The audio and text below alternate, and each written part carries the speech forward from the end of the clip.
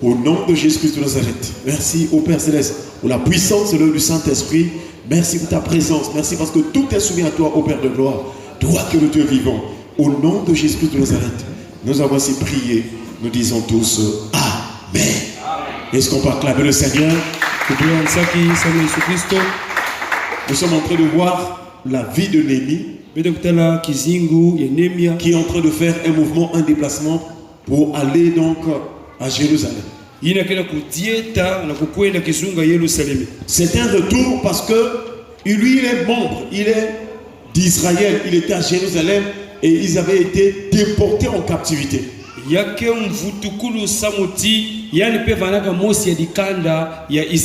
Et donc il y a au moins 3 choses principales qui avaient été détruites à Jérusalem par les Babyloniens. Nous avons les fondements, nous avons les murailles et nous avons le temple. Est-ce qu'on peut acclamer le Seigneur? Et nous avons vu avec les orateurs, les bien-aimés, les prédicateurs, les serviteurs de Dieu que tous ces éléments à Jérusalem, ou même la vie de Jérusalem, signifie aussi la vie d'un homme, ou d'un chrétien, ou d'un croyant en Christ. Et nous avons aussi entendu, et nous avons compris que ce qui a fait que Israël parte en captivité ou en déportation, c'est le péché. Le péché excite la colère de Dieu. Le péché pousse Dieu à donner la force à tes ennemis de te correctionner ou te corriger. C'est-à-dire, si tu pêches volontairement, tu vis volontairement dans le péché, Dieu permettra que tes ennemis soient au-dessus de toi. Par contre, si tu te repens et que tu reviens au Seigneur, Dieu te donnera la supériorité sur tes adversaires. Voilà pourquoi, pour se maintenir en hauteur, il faut continuer de se sanctifier, de garder vraiment ta relation intime avec Dieu en s'attachant à lui. Et nous voyons que Jérémie, plutôt Néhémie, il va poser un certain nombre d'actes. Il va poser un certain nombre d'actions qui constituent tout un enseignement, toute une instruction pour l'église. Frères et sœurs, en tout cas nous avons vu Néhémie commencer par la prière jusqu'à ce qu'il va avoir la faveur du roi. Et Néhémie va arriver à Jérusalem. Est-ce qu'on peut acclamer le Seigneur? Et nous avons rappelé qu'en toute chose, il faut d'abord prier. Mais beaucoup d'enfants de Dieu perdent de vue que dans la prière, il y a une réciprocité, une relation réciproque. Tu parles, Dieu t'écoute. Mais toi aussi, tu dois attendre, tu dois écouter Dieu qui va te parler. Dans la prière, nous avons l'échange avec Dieu. Dieu parle, nous écoutons. Et nous aussi, nous parlons à Dieu. Notre prière est que on arrive à écouter Dieu. Parce qu'une personne qui écoute Dieu, la parole de Dieu sera en elle. Une personne qui écoute Dieu, physiquement, vous pouvez la négliger. Mais à l'intérieur, il est toute une puissance. Parce que ce qui marche en lui, ce qui se trouve dans son cœur, c'est la présence même de Dieu. Et nous prions que Dieu nous apprenne à écouter Dieu. Écouter Dieu, c'est toute une direction. C'est-à-dire, si tu écoutes Dieu, tu sauras suivre Dieu. Et Jésus a dit, mes brebis entendent ma voix, je les connais et elles me suivent. Mais si tu ne tombes pas la voix, si tu n'écoutes pas Dieu, comment suivras-tu le Seigneur? C'est une des dimensions de la prière que beaucoup de chrétiens ne prennent pas vraiment ou ne prennent pas vraiment en considération. Vous priez le Seigneur, il faut parler à Dieu. Mais il faut aussi écouter Dieu. C'est là où nous voyons Néhémie. Nous l'avons déjà cité ce verset biblique. Néhémie chapitre 2 verset 12. Il dit ceci. Après quoi je me levais pendant la nuit avec quelques hommes, sans avoir dit à personne ce que mon Dieu m'avait mis dans le cœur ou m'avait mis au cœur pour faire ou de faire pour Jérusalem. Donc nous voyons ce qui a donné la force à Néhémie. C'est ce que Dieu avait mis dans son cœur. Est-ce qu'on peut acclamer le Seigneur? Néhémie avait prié pendant 3 jours. Dieu avait mis quelque chose dans le cœur. Nous savons que Dieu est la parole. Donc ce que Néhémie disait, que Dieu m'avait mis dans le cœur quelque chose pour Jérusalem. Néhémie voulait dire que pendant que j'ai prié, Dieu a mis dans mon cœur les projets de Dieu, les desseins de Dieu, les moyens de Dieu, les stratégies de Dieu pour reconstruire Jérusalem. C'est ce que tu es en train de comprendre. Frères et sœurs, écouter Dieu est très important. Apprendre ou désirer ou aimer écouter Dieu, c'est très important. Tous ceux qui ont marché pour la foi, ils marchaient en écoutant Dieu. Frères et sœurs, nous voyons donc Néhémie, Dieu avait mis dans son cœur les projets de Dieu. Dieu avait mis dans son cœur les moyens que Néhémie allait utiliser pour explorer et pour rebâtir. Est-ce qu'on peut acclamer le Seigneur? C'est là où nous allons voir. Dans son mouvement Néhémie, il va passer d'abord par la vallée. Nous avons vu que Néhémie a exploré Jérusalem par plusieurs pistes. Mais la première piste, avant qu'on arrive même à aller rebâtir et tout, Néhémie est en train d'explorer. Il est en train de faire comme une carte pour commencer à travailler ou à exécuter ce que Dieu a mis dans son cœur. On ne marche pas avec Dieu n'importe comment. Il faut avoir demandé au Seigneur, qu'est-ce que je dois faire? Comment je dois procéder? Seigneur, en face de cette situation, qu'est-ce que je dois dire? Et Dieu mettra dans ton cœur la parole de Dieu, les projets de Dieu, l'intelligence de Dieu, afin que quand tu vas exécuter le travail, que cela soit excellent. Alléluia. Amen. Voilà le secret des héros de la foi. Les choses de Dieu, ce ne sont pas des amusements. Ce ne sont pas les sciences des hommes. Ce sont des choses spirituelles. Ce sont des choses saintes. Et quand Dieu agit, il n'y a pas d'erreur. Quand Dieu agit, quand le Saint-Esprit agit, il n'y a pas des amusements. Je ne sais pas ce que me fait comprendre. Voilà pourquoi tu dois être sincère et sérieux avec Dieu. Parce que quand Dieu parle, les choses s'accomplissent. Dans les choses sur la terre, toutes les créatures sont soumises, s'inclinent à la volonté du Père. Est-ce qu'on peut acclamer le Seigneur? Frères et sœurs, nous voyons donc Néhémie, il va commencer par la vallée. Et nous avons vu les 3 types de vallées. Et la troisième vallée que nous avons vue, c'est la vallée de l'homme de la mort. Et nous avons pris l'exemple de David. Parce que David avait parlé. Et nous avons vu David dans sa prière. Il a fait mention de la vallée de l'homme de la mort. Or, nous avons dit que la vallée, c'est aussi l'association d'une personne. Et nous voulons faire le lien entre ce que David dit dans le psaume 23 pour remonter à Néhémie pour voir qu'est-ce qui animait Néhémie, qu'est-ce qui donnait à Néhémie la force d'aller pour rebâtir. Est-ce qu'on parle avec le Seigneur? Ici, je veux que nous comprenions que quand tu fais quelque chose pour Dieu, quand tu marches avec Dieu, il doit avoir en toi quelque chose que Dieu t'a mis. Alléluia. Et c'est là où nous voyons David dans le psaume 23. Il est en train de dire, quand je traverse la vallée de l'ombre de la mort, je ne crains aucun mal, car tu es avec moi. Ta houlette et ton bâton me rassurent. Est-ce qu'on peut acclamer le Seigneur? Dans ce psaume-là, le dernier mot de ce passage, c'est ça. La chose la plus fondamentale qui était dans le cœur de David. Et c'est la même chose, le même élément qui était dans le cœur de Néhémie. Il dit, car ta houlette et ton bâton me rassurent. Est-ce qu'on peut acclamer le Seigneur? Donc ce qui a fait que David puisse traverser en vainqueur la vallée de l'ombre de la mort,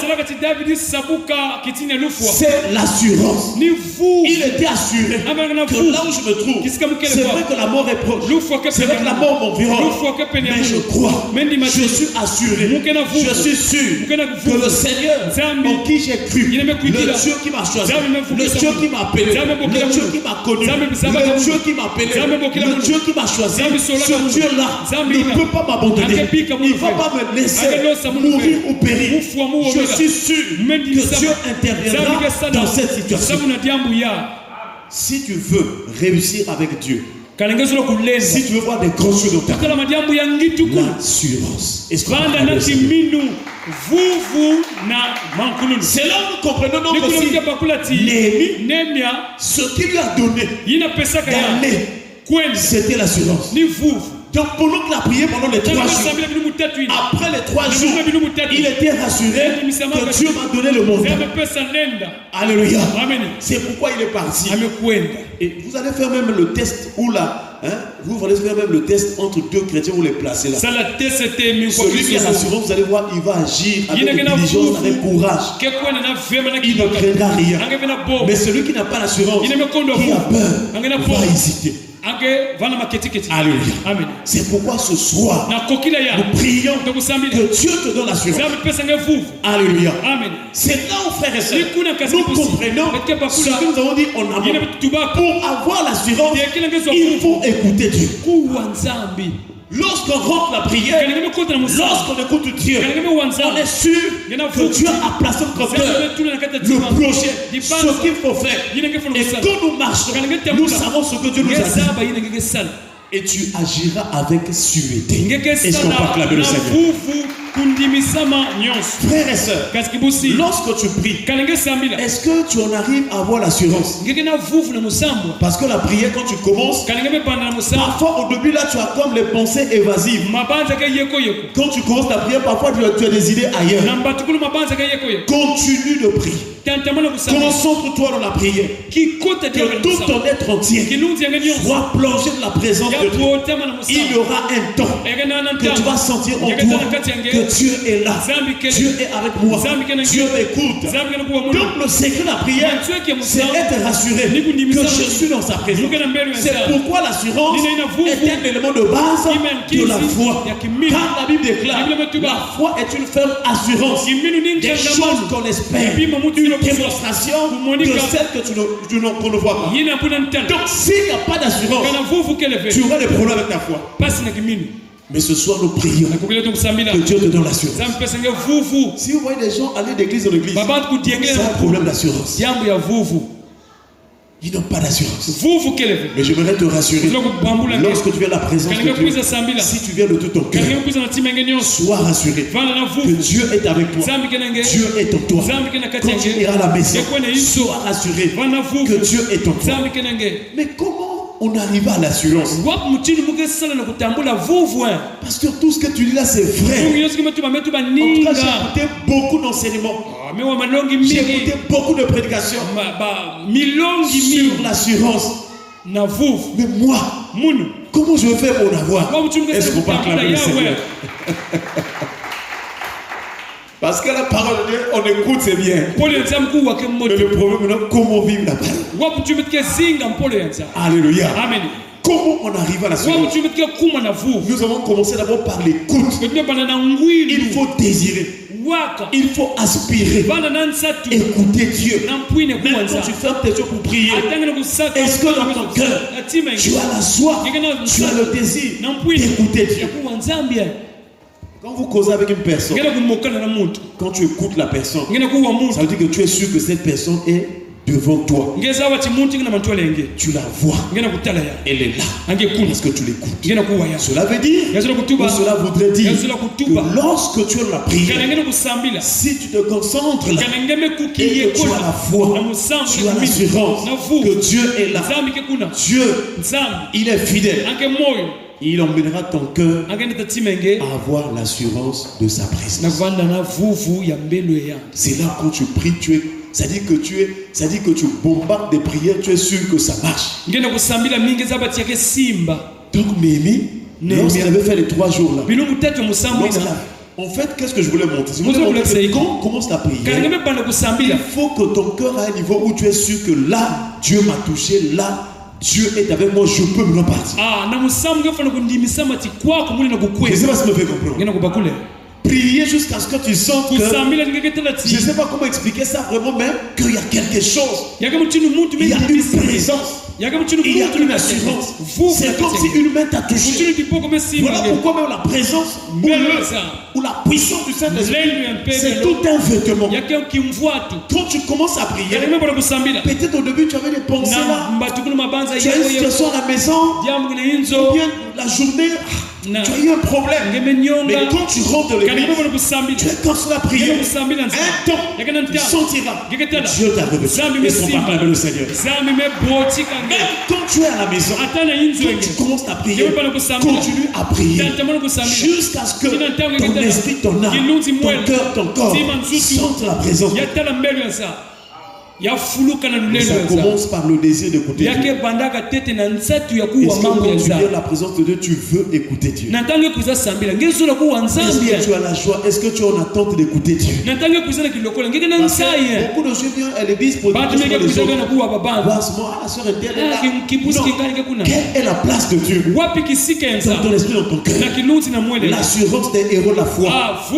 Néhémie pour partir 3 jours. Eux, ils avaient la foi, mais 3 jours avant de partir. C'est-à-dire cette année, nous prions le Seigneur que tu te consacres la prière. Je sais que tu as déjà beaucoup prié. Tu pries aussi souvent. Mais Dieu veut que tu en arrives à cette situation. Quand tu rentres la prière, jusqu'à ce que tu sortes, que Dieu va dire va. Ou dit lève-toi. Là, ça marche.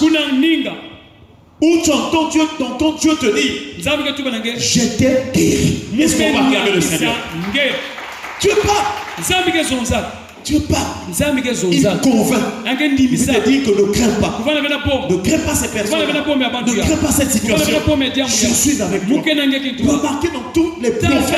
À Jérémie, on a parlé. Il dit ne dis pas que je suis un enfant. Car tu iras vers ceux auprès de qui je t'enverrai. Il a dit à Josué, ne t'effraie pas, aie bon courage, car l'Éternel ton Dieu sera avec toi dans tout ce que tu entreprends. Il a dit à Moïse, parce que Moïse disait que je ne sais pas parler. Seigneur, je ne sais pas parler. Dieu lui a même dit, qui a créé la bouche? Est-ce qu'on parle avec le Seigneur? Donc Dieu parle. Dis à celui qui est à ton côté, Dieu parle. Dis-lui, écoute Dieu. Écoute Dieu. Alléluia. Amen. Écouter Dieu, c'est toute une discipline spirituelle. En principe, si quelqu'un commence à écouter Dieu, il sera discipliné. Tellement que la voix de l'Éternel est douce. Tellement que la voix de l'Éternel est majestueuse. Tellement que la voix de l'Éternel est puissante. Tellement la voix de l'Éternel, c'est toute une force. Quand tu vas apprendre à écouter Dieu, tu seras discipliné. Alléluia. Amen. Tu n'aimeras plus la distraction. Tu n'aimeras plus les bruits, je ne sais pas, bizarre là, ou bien païen, je sais pas, la distraction. Tu seras toujours assoiffé de l'entendre. Tous ceux qui ont marché dans la foi avec Dieu, ils écoutaient Dieu.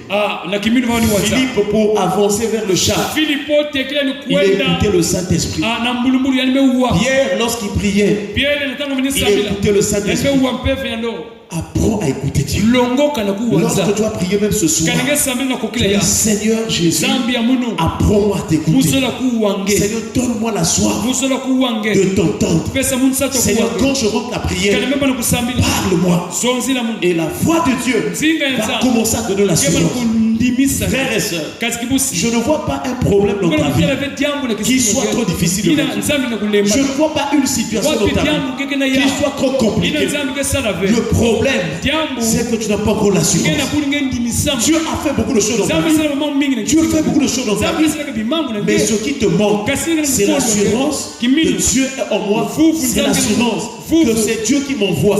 C'est Dieu qui travaille en moi. C'est Dieu qui me conduit. C'est cette assurance. Ce soir, nous allons d'abord nous arrêter là. Néhémie, dans sa mouvance, dans son mouvement, avant qu'il aille rebâtir, il a écouté Dieu. Est-ce qu'on peut acclamer le Seigneur? Que le Seigneur, on n'a pas touché beaucoup de choses ce soir, ça c'est l'introduction seulement. Que le Seigneur nous aide. C'est-à-dire quand je prêche, j'ai la joie d'écouter Dieu. C'est-à-dire, je ne sais pas comment vous expliquer, si tous on avait vraiment la même manière de voir les choses, il y aurait des jours, on fait même 3 jours, nous sommes seulement à l'église en train de prier. Tu ne penses plus à ta famille, tu ne penses plus à quoi que ce soit. Nous sommes dans la présence de Dieu. C'est ce que les apôtres, les disciples avaient comme vie. Ils avaient tout en commun. Même si on t'a partagé 100 000, tu viens à l'église. Bien aimé, on va partager 100 000. Qu'est-ce qu'on va faire? Tu es calme. On se partage. Est-ce qu'on va acclamer le Seigneur? Papa, 100 000 est bien. Je ne voulais pas 100 000. Tu as qu'à le cœur. C'est-à-dire le cœur et encore cœur. Mais que le Seigneur nous délivre. C'est bon de vivre pour Dieu. C'est bon de marcher pour le Seigneur. Dieu.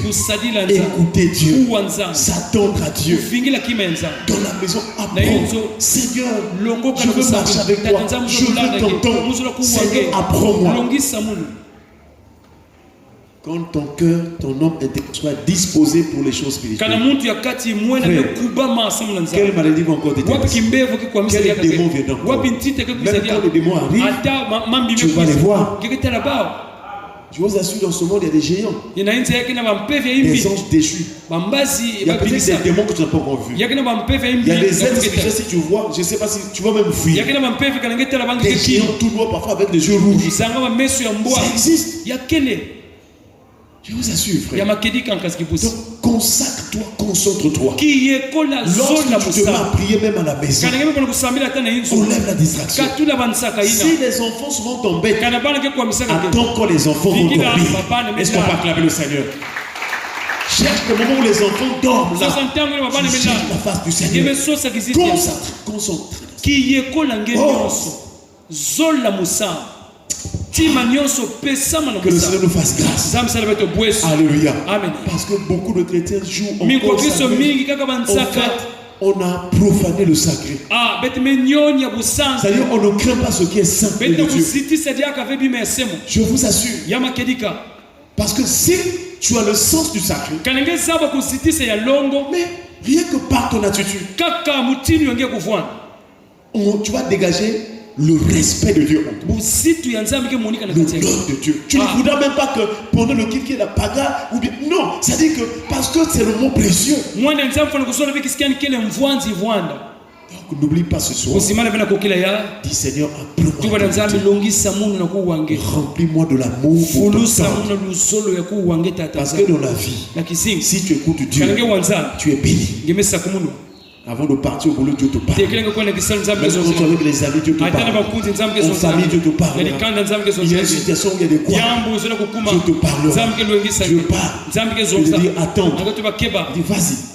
Là maintenant non. Ah j'ai exaucé. Là c'est bon. Ça dit que je ne sais pas comment expliquer en long et en large. Mais j'aimerais te dire, cherche à entendre Dieu. Tu vas voir dans toute la Bible. Ce verbe ne manquait pas. Écoute Dieu. Même à la foule où Jésus a dit, la Bible déclare, puis ayant appelé la foule, il dit écoutez et comprenez. Est-ce qu'on parle avec le Seigneur? Personne n'était dans la prière. Nous allons remercier le Seigneur pour sa parole. Et nous allons prier le Seigneur.